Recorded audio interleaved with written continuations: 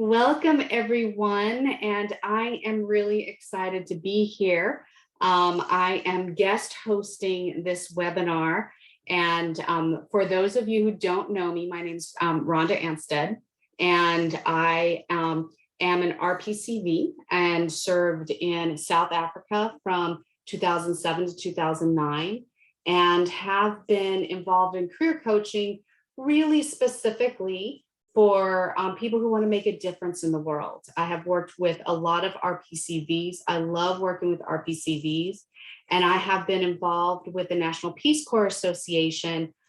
Oh man, time just goes by so quickly. 2, 3, 4 years now, and really looking for ways that we can serve our members, especially as far as career development is concerned. And so I'm just so excited to be a part of this process. I have done several what we call boot camps, and that is to kind of take these webinars that I started with and make them a little bit more ongoing with some action items to give people momentum to go forward. And so today's session, in some ways, is the tail end of the Social Impact Careers Bootcamp that we did this summer. And so I do see some people from that bootcamp who are joining us today, and some old faces and some new faces. But today is a little bit special.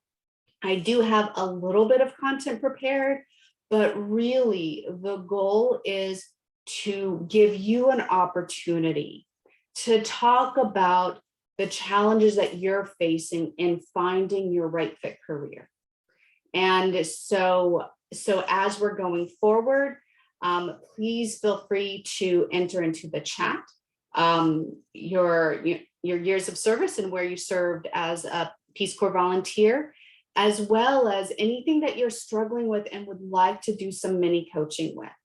And so we've got a few people in the queue, and I am really excited to just hear from you. And so I'm just trying to think if there's anything else that I want to mention. I think one thing, just to say that the boot camp was focused on social impact careers. And that is because a lot of people who want to make a positive difference in the world don't get the best career advice on how to balance out their skills, their interests, and the kind of contribution they want to make and the kind of life that they want to live so they don't burn out. And so that is a lot of my focus in my own professional practice, but it's also what I try to practice myself in my life. And but I also believe that almost any job or career can have a positive social impact, and that when we're in a job where there is a good fit, then that is often what ends up happening, that we make a positive contribution. It might be just in our team or in our organization, or it might be more global than that. But I think a lot of people don't realize that almost any job can contribute to improving people's lives or improving the planet just by bringing your full self in.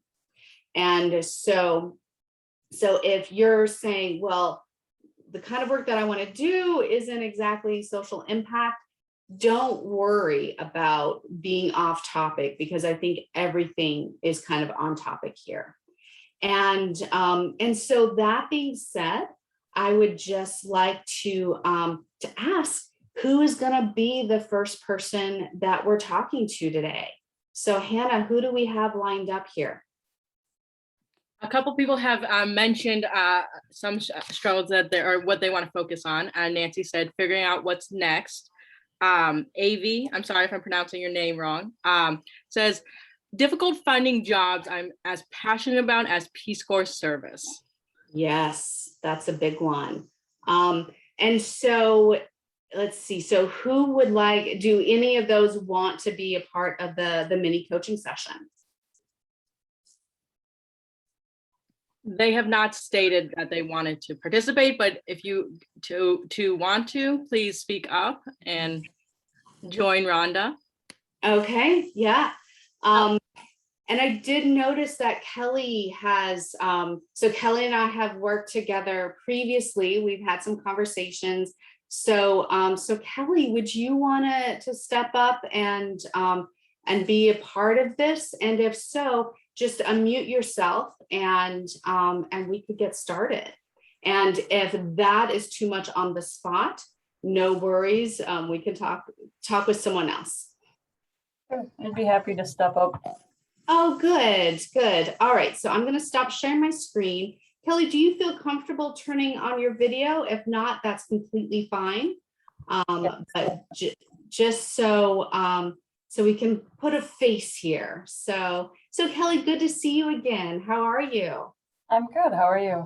I'm doing well, thanks. So tell me a little bit about what's been going on for you. Where are you feeling like you would like some advice and some coaching here?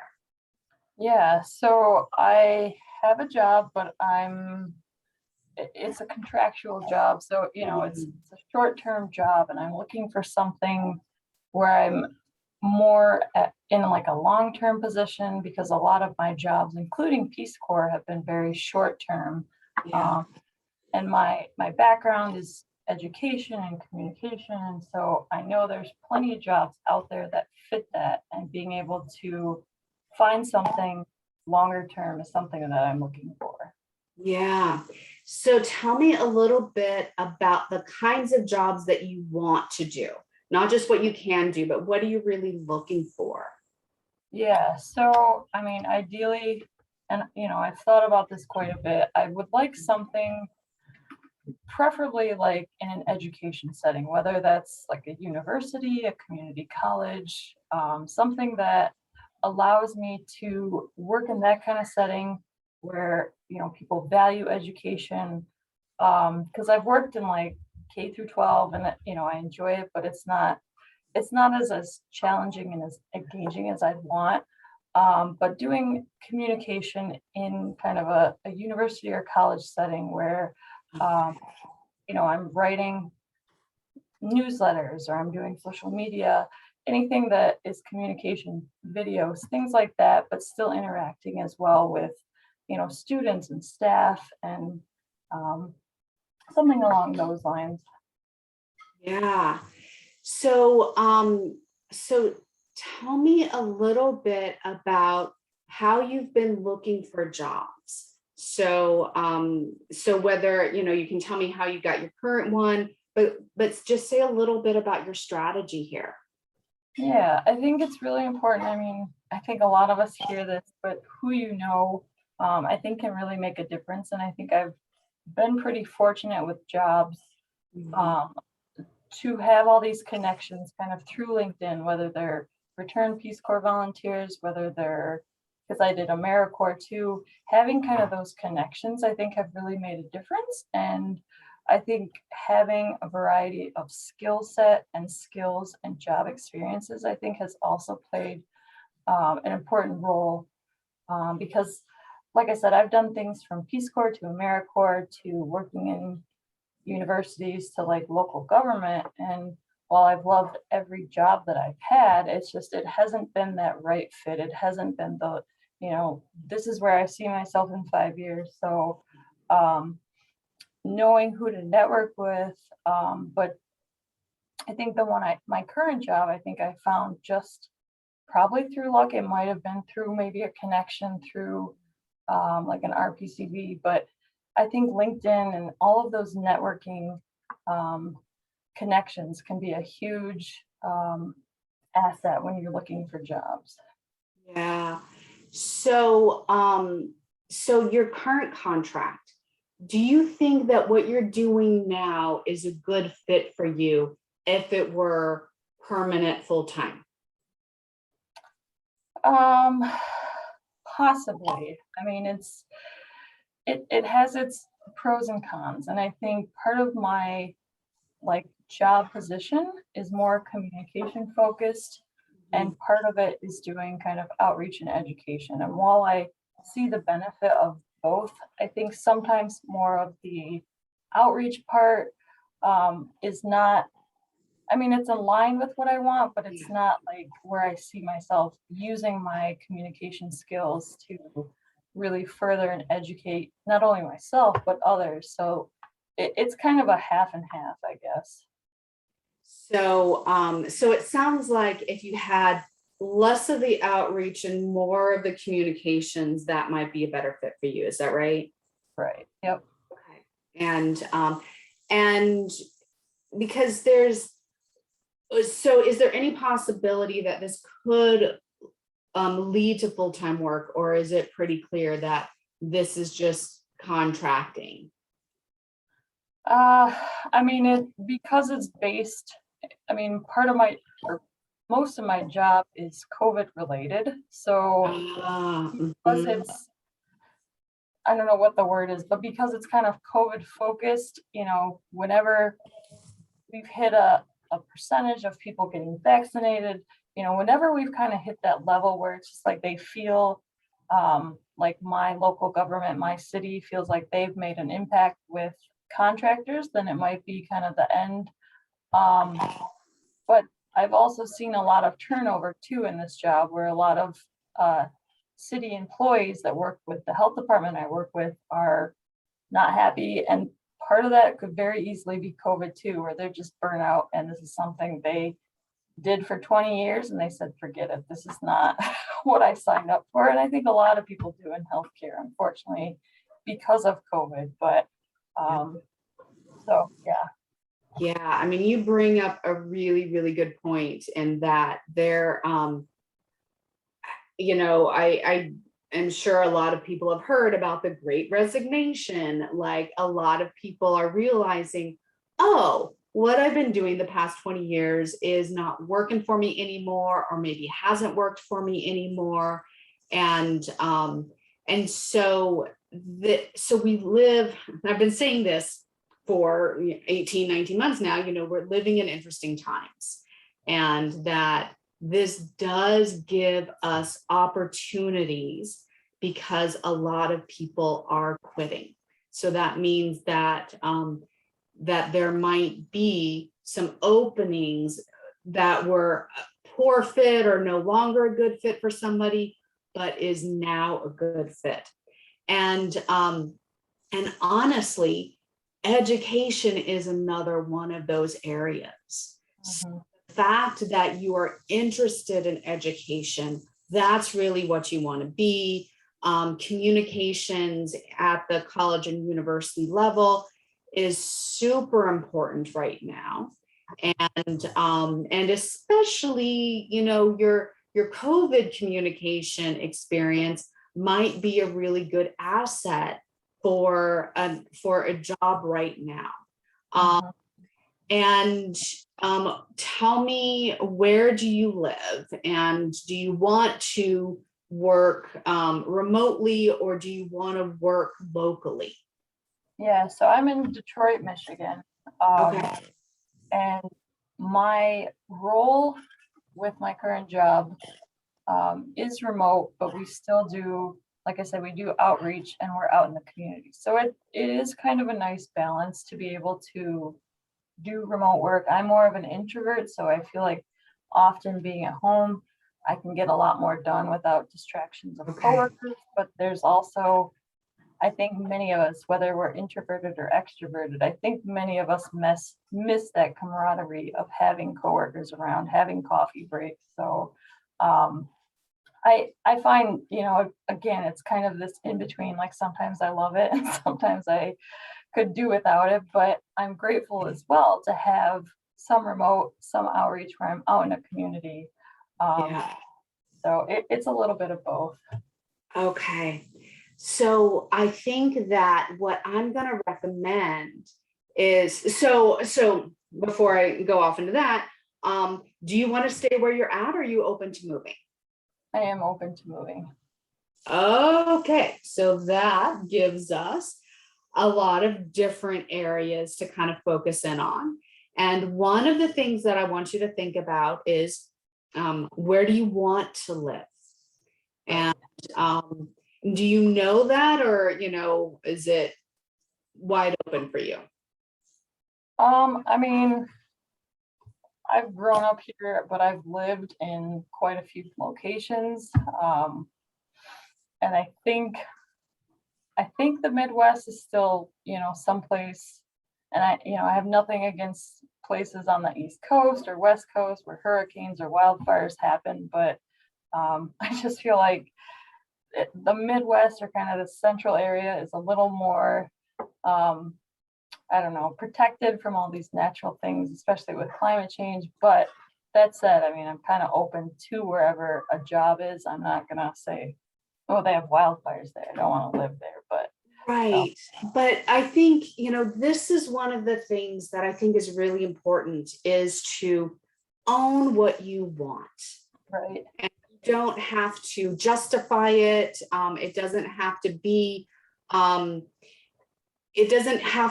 sane as what you're talking about, because what you're talking about is like, yeah, really, who wants to live in the middle of a wildfire and or hurricane? And it's your home, and there are cultural differences between East Coast, Midwest, West Coast, and if it's a good fit for you, if you enjoy it there, then that's what can help you narrow your search. And if you are interested in in colleges and universities, they're kind of everywhere, right? And so I'm sure there are some in Detroit, and if there's not any in Detroit, which there are, but there's also Chicago, which has got a ton of colleges and universities. And, there's all sorts of places that would be a good fit for you. And the reason why I stress fit so much is because when we found something where there's a cultural match and a job match and a value match, then it's so much easier for the employer to, they will see that. Right. And that means that you're going to be a better hire for them than someone who doesn't care and just applied for this particular job and they might rather be doing something else or living someplace else. And in, between 2 months and 2 years, they're like, okay, I'm out of here. And so hiring is a risky business. So by you being able to say, this is why I will do a good job here, and where you can talk about how much you love, Detroit or the Midwest, and working in education and doing communications, here's what you want to contribute, here's what you've done, then that makes my decision as an employer so much easier. And if you're, the need for you to talk about yourself, to tell your story, it makes that so much easier, because you don't have to twist yourself into a pretzel to say, yes, I'm a good fit for this. You're like, well, let me tell you all the reasons why, and stop me when I get to number 200, and I mean, don't give 200 reasons, but so it should make it easy for you to then say, here's what I can bring to you. Here's what I'm going to do well in this position. And that's what we want to get to. Okay. And so what I want you to do, I'm going to share my screen, and we're going to just so you mentioned LinkedIn. And so I want to just look at some strategies that you can use and that other people can use to help them find new people to talk to. And so what we're going to do is just be a little bit more strategic. So I am going to, in the search bar, just put in communications. And communications in people is what we're going for. And the reason why we want to search for, so yes, I did mean communications. The reason why we're searching for people is because then we can narrow it down by location. And so if we put in Detroit, it helps if I spell it right. Detroit metropolitan area. And so then my results with my network gives us over 100,000 people in the Detroit metropolitan area that's got communications in here. Then if we go to all filters and then zoom on down to past company and put in Peace Corps, then that tells us all the RPCVs who are doing communications in the Detroit area. And so, so we've got some people who are, self-employed, but the Michigan Business Network. So this is one way to find new organizations that you might not have thought about or heard about.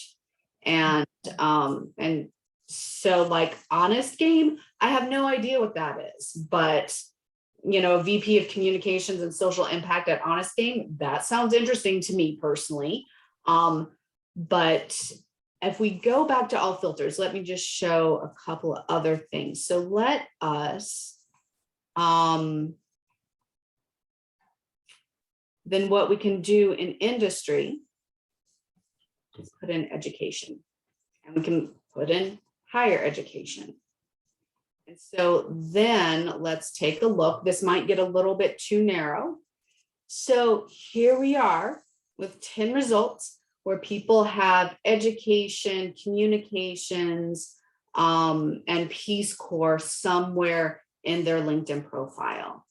And so, so we've got someone at Ann Arbor who is doing development and alumni engagement. And so not all of these are going to necessarily be a perfect fit, but just to give you an idea of what's out there. And so it sounds like you're already familiar with how to connect with people on LinkedIn and hopefully how to go beyond LinkedIn. And so that's a question that I have for you. Do you talk to your connections and say, hey, tell me what's going on at your place of business? Is there, especially now, are people stressed out? Or, is there high turnover? Do you guys need some help? What are some of your challenges? So is that something that you're comfortable with, Kelly? Yes. Yep. Okay.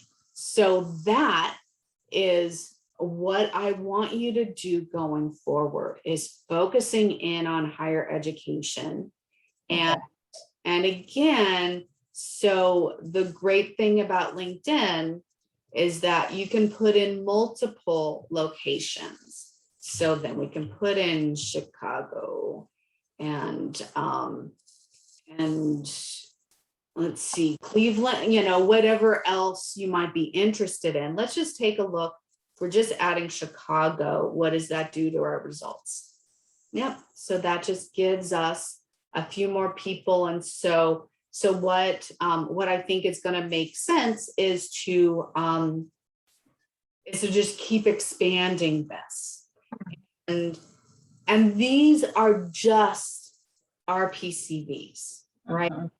And so some things that are interesting, like just looking at Nora Matlin and the Illinois College of Optometry. Like, I never would have thought about like higher education and communications at a college of optometry.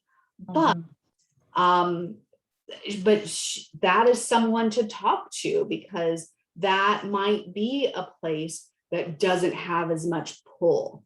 that isn't as attractive, but is still moving you in a direction that you want to go in. Now, you think about that and you're like, yeah, optometry is really not my passion. Thanks, but no thanks. She still might be a good person to talk to, but again, you're looking for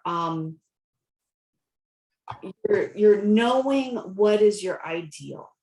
You want to start with what is your best fit, and then the goal with everything else is how close can you get to that best fit. And so if, you know, the College of Optometry is close, and if you feel good about that, then that is something to pursue. And if it's important for you to go be a part of a liberal arts university or, you know, a bigger name, that is perfectly fine too. But it's really exciting when you can start uncovering some of these lesser known opportunities. And so one other thing, let's do a little bit different. Let's talk about, where did you go to university? What do you mean? Where did you graduate from? Sorry. Oh, that's okay. Michigan State. Okay. So let's go to Michigan State. And so one of the things that so number one, Michigan State is something that you might want to connect with. I mean, a lot of colleges and universities hire alum. And so don't be shy about reaching out to their communications department. So that's one thing that is useful. The other thing is that if you go to the alumni tab, then and put in communications, then and then basically it's another filter kind of in the same way. But so this has got you know, close to 60,000 who have communications in their profile, and for over almost 15,000 live in the Detroit area. And then we've got some ideas of where they work. We've got Michigan State, we've got University of Michigan. And so those are some of the people, Wayne State University. And so that gives you, you know, a broader reach. You know, our Peace Corps network is really broad and generous with their time, and really good people to reach out to. But they're the only people in your network. And so you want to think in terms of your alumni, and you know, we could do the same thing with Americorps as well. Instead of Peace Corps, or an additional to Peace Corps, we can put Americorps in there. And anyone who's got Americorps on their profile, they'll pop up there as well. So these are all really good ways of identifying people who are doing the kind of work that you want to do. Then you start talking to them, and I think at this point you let them know. You don't have to really be subtle and say, yes, I'm just interested in talking to alum over coffee. You can say, how are things going in the communications department at Wayne State? And what are you guys struggling with? And do you need some help and support? I'm on a contract and I'm looking for something in higher education. And if there's an opportunity, please consider me. And so yeah, I know that I did a lot of talking at you. So any questions, anything that feels like you might get stuck, or you don't know what to do next, or does this feel like you've got some new ideas about how to move forward. Yeah, definitely new ideas. I think the only thing, and I think this is a more recent thing, but LinkedIn put like, I think it's like open to something that you're able to have. So what would you say the difference is between having that on your profile versus like reaching out to people? Like, I'm sure reaching out to people, is more of the better route to go, but I don't know like how often people see that open to work, or, where that kind of fares in that possibility Yeah. for keeping. So that basically, my suspicion, and I don't know this for certain, but that is obviously for recruiters. And what I don't know for certain is how that shows up in the recruiter platform. So recruiters do not see LinkedIn the way that I just showed you. They've got a very different dashboard, and they have to pay if they're like, they can see people that they're connected with, but if it is someone outside of their network, then they have to pay a little bit more. I don't know if the open to new jobs gets you higher up on what they see. And I think that is fine to stay open to new opportunities, especially in your situation, because you're on a contract. And so I don't recommend doing that if you're looking for a job and your boss doesn't know, right? And because they can take a look and they're like, why is she open to new opportunities? Right. So if that is the case, don't click on that.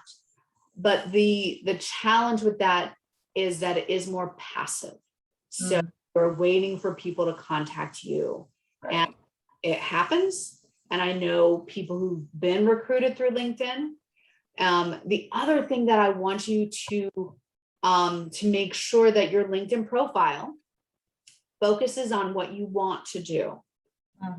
So your headline should be, communication specialist with an emphasis on higher education, something like that.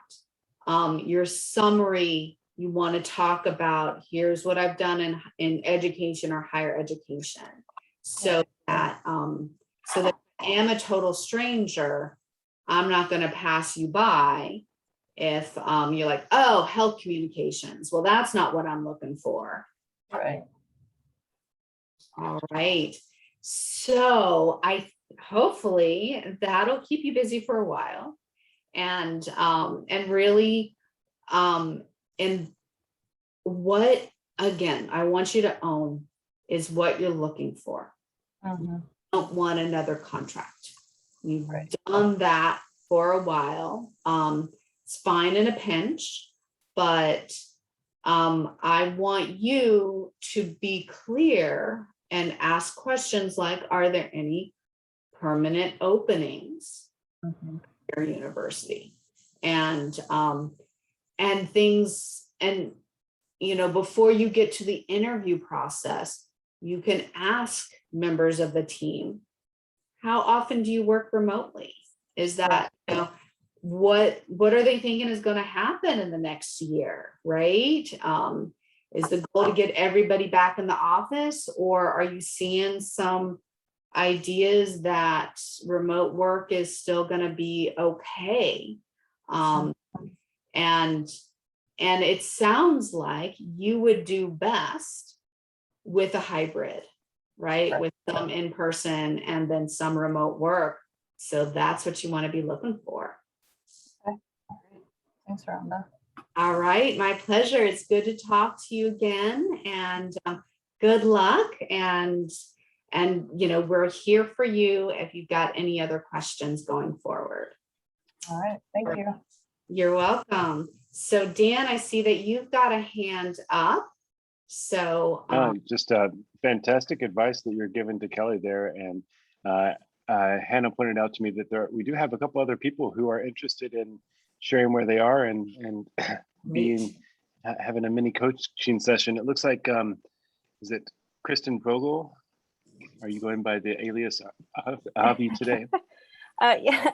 Hi. Yep, that's my name on Zoom, I guess. So it came up as Avi. That's a nickname, but it's Kristen Vogel. Hi, Kristen. Good to hear. Yeah, and feel free to turn on your camera, but you don't have to if you don't want to. I'll turn it on. Kristen, so what's going on for you today? Hi. Hi.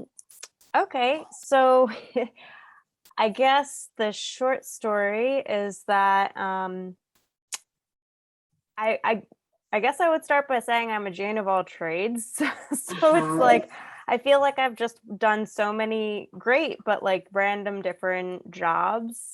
And I'm currently pursuing a master's and I'm getting close to the end. So I'm kind of starting to think like, you know, right now I'm actually a Peace Corps recruiter, but that is part-time and, you know, like a student position. So I'm starting to think about what comes next. And I'm having a hard time, I guess, figuring out, it's like, I think I want to get out of, you know, higher education, but it's really hard for me to like navigate, I guess, the outside world of employment and find, you know, jobs that I think I'm interested in that I'd want to apply in for. And that's where I'm at, I guess. So what are you getting your master's in? Applied Anthropology Okay. and a graduate certificate in women's and gender studies. Okay. So tell me a little bit of what, so did you get your master's with an idea of what you wanted to do afterwards, or were you like, applied anthropology, that sounds really cool? Yeah. So that's part of it too, right? I guess things change over time. Originally, I really wanted to go back to my country of service, which actually I just did for research, which was great. But as I, you know, so I was thinking I want to work with an organization internationally. And that has changed. And now I'm thinking I might want to work in the Philly area, closer to family. Or, you know, something that would at least allow me to come back, because it's so hard to, you know, be so far away and not have the means to come back frequently if, you know, something were to happen. Aging relatives, those kinds of things. So,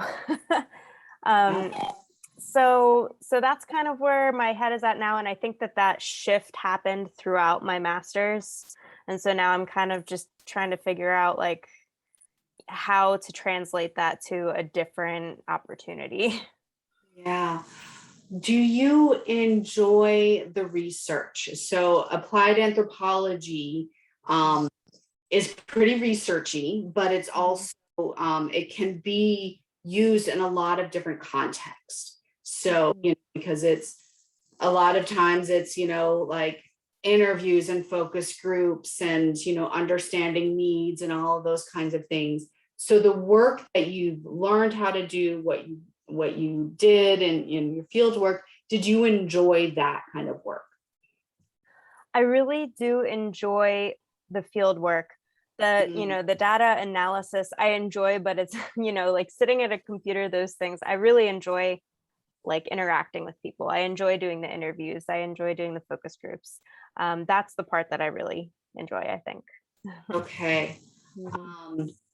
And what are some of the other, so what it sounds like is you don't know what to do next. Is that in it in a nutshell? Pretty much. I mean, I know like what I'm really passionate about, but translating that to like job opportunities is where I'm stuck. Yeah. So say a little bit about your passions. So I'm really passionate about women's empowerment and girls' empowerment. I've been involved in a lot of like projects, and my thesis is very heavily on that topic, specifically like political and, you know, decision-making empowerment of women. So, you know, one thing I've looked at is like a internship with UN Women, but that's not a long-term job. So I'm also kind of in that phase of like trying to figure out what could also not be a contract, but more of a permanent long-time position at this point. because I've also done a lot of contract work. Yeah. So what I think is going to be useful for you is, because again, you want to own what is important to you. And as you know, things change. And so you might not want to be in Philly forever, but you do want to be in Philly right now. And it would, and so, just think about the different aspects of what is important to you right now to have full-time employment. Think in terms of salary as well, and work-life balance. So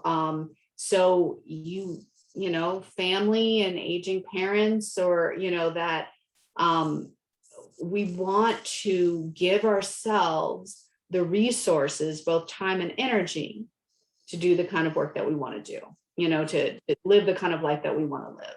And so those are some aspects to think about as well. Philly's got a really interesting nonprofit ecosystem. And, and it is more domestic than Washington, D.C. or New York, but, there's a lot of kind of like this, whether it's political empowerment or, just economic empowerment. And I don't know as much about the gender related stuff. You probably know the area better than I do, but I know it's got a lot of activist people there, right? Who are really looking to make a difference. And so, what I want to show you is just one way that I use Idealist. And so let me share my screen again. So we're not going to LinkedIn, we're going to Idealist. And so if we just go to the main page, the first thing that I want you to do is, instead of looking for jobs, looking for organizations. And then you can obviously search for Philadelphia. And what I really like about Idealist is that, so number one, default radius, I never know what that means. Like sometimes it's 200 miles, but if you're like, okay, I only want to work in Philly, so you give yourself a radius of 5 miles, but then you can, all the different issue areas that you are passionate about. So we've got, let's put in children and youth, since we've got girls, and then let's see if we've got any gender. So let's just put in international relations and immigrants and refugees, just cause, and then probably there is women. And so if we just take a look at that, then we've got close to 700 organizations that have those areas in them. And so basically, now some of these are not going to be the best fit for you, but you're going to find some that are. And you're going to find some, like for me, the Attic Youth Center. I don't know why that appeals to me, but I'm like, what the heck is that? And so then you can, learn more about the organization. And if they've got job listings, you can see what those are. But it really isn't so much about jobs right now. It is about organizations that are a good fit for you. And then we want to go kind of through what we're talking with Kelly, as far as then finding people to talk to at those organizations. And, see what's going on. But Community Navigator, for example. So honestly, something like this might be kind of an awesome fit for you, because you're talking to people, you're getting doing needs assessments, and you're trying to figure out what do they need and how can they connect to those services. And so, case management is very different than applied anthropology, but your skills are going to be a good fit, and you're not going to have to do any data analysis. It's just like gathering information, and then from there, figuring out what are some of the solutions. This is definitely very interesting. I have not used Idealist, but I would say that at least trying to search these kinds of things on LinkedIn, I've not had this much luck. This is very interesting. Yeah. They're both great tools in different ways. I find Idealist, especially if we want to do social impact careers, to be really useful, and a little bit more direct than the strategies that I generally use in LinkedIn. LinkedIn, it's better. You can't search organizations by location at LinkedIn. I don't know why. At Idealist, you can. So as you are clear about what's important to you and you're finding organizations that are a good match for you, that's when you can start having those conversations of, is this a place where I could bring in these skills and do this kind of work and, have work-life balance or anything like that. So are you feeling like you've got a way forward here? I am. I'm excited to explore Idealist. It looks like it will be a much better search tool for me. So thank you. You are so welcome, and good luck to you. And Thank you. So I know that I've heard ahead of time that that Jen was looking to do a mini coaching session, and I see, Jen, that you at least the last time I took a look, you were here. So if you are, and I'm not seeing you in, oh, maybe she left. If you're here, unmute yourself and let's go. And otherwise, who else is interested in doing a mini coaching session? Yes, Rhonda, I do not see Jen. I think she logged off. Yep, so she came and she went. All right, well, she. But it looks like Brittany might be next in the queue. Actually, Brittany. that is next. Sorry, Sorry, my mistake. Who's you next? Olivia Bennett. Okay, Olivia. Yeah, it's bend it. It's Hi, Bend. don't Hi, break Olivia. it, bend Hi, it. Olivia. Yeah. So Olivia, nice to meet you. And so, Nice to meet you. yeah, tell me what's going on. What? So I was part of the evacuation. I had made it about 15 months in my service and came back to my parents' house and started to question my trajectory in careers, and it's just been a tough year. Yep.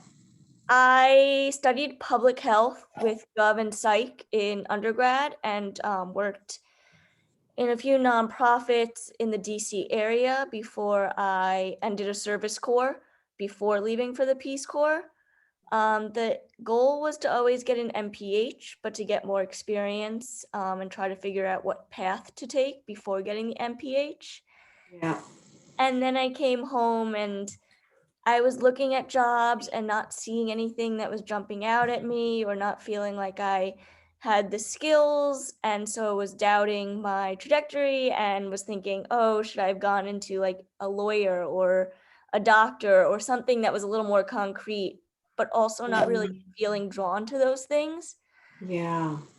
So I took a job, not one that I love, and actually would really like to get out of as soon as possible, because it's just not really the people I want to be working with or the stuff I want to be doing, but it needed a job. And so I'm, at that point where I think I'm back on public health, but trying to figure out a grad school program and trying to figure out a job in the meantime, before that grad school program.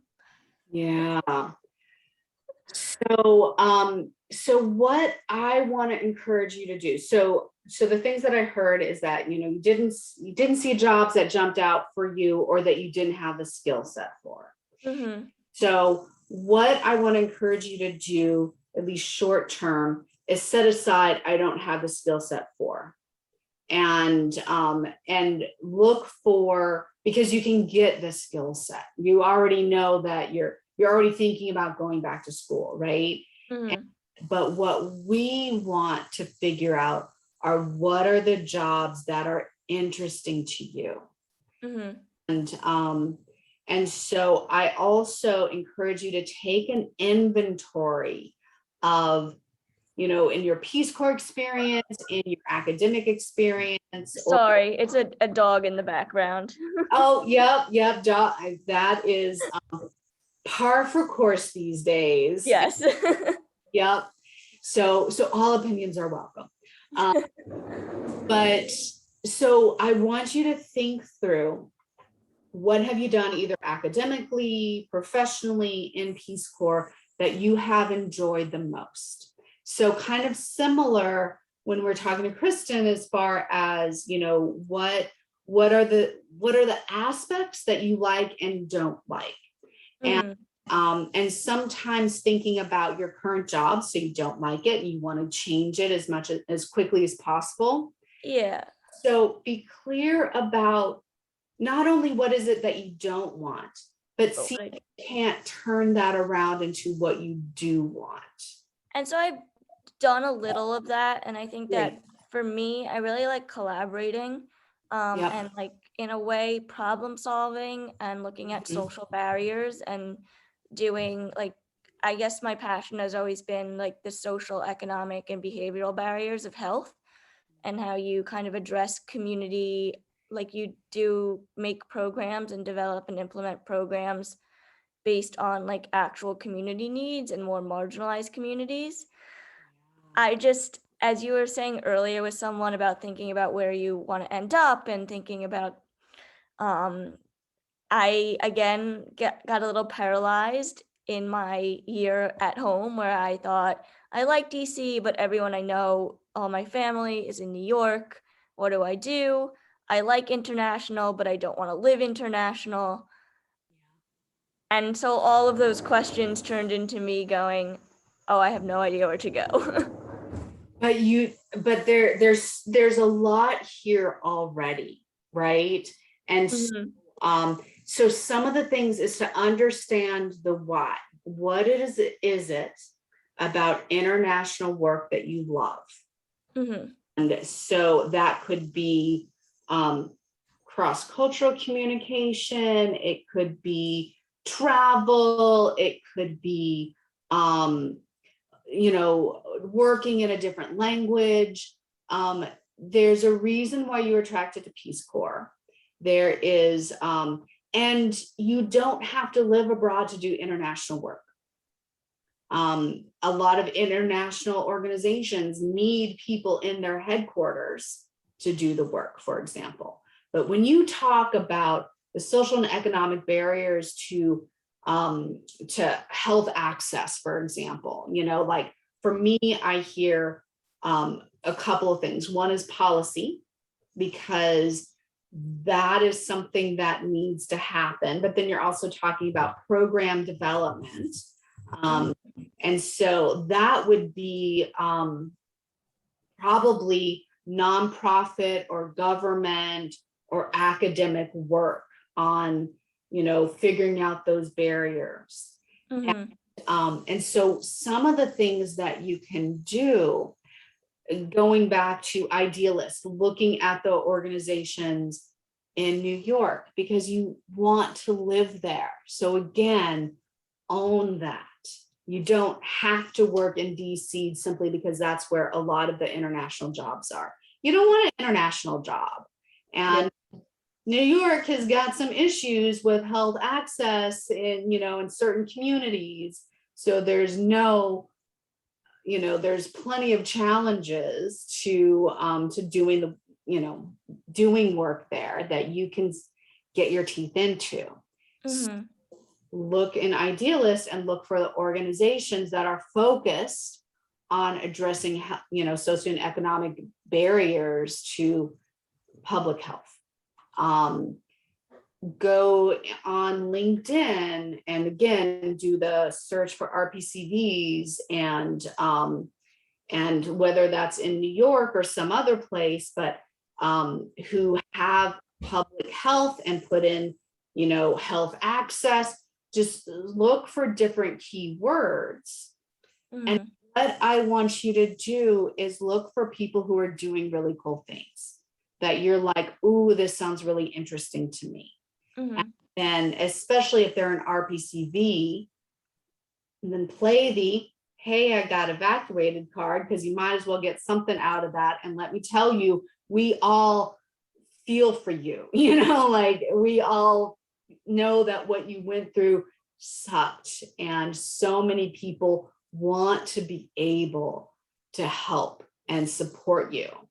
And so don't be shy to say, yep, I'm an EPV, evacuated volunteer. Yeah, I forget what the acronym is. Yeah. You know what you are. And say, I've been thinking a lot this past year about what I want to do. And I'm really interested in public health, especially this, that, and the other thing. I saw your profile on LinkedIn. What you're doing sounds really interesting to me. Do you have 20 minutes in the next 2 weeks to talk to me about what you're doing and give me advice on where I should go next?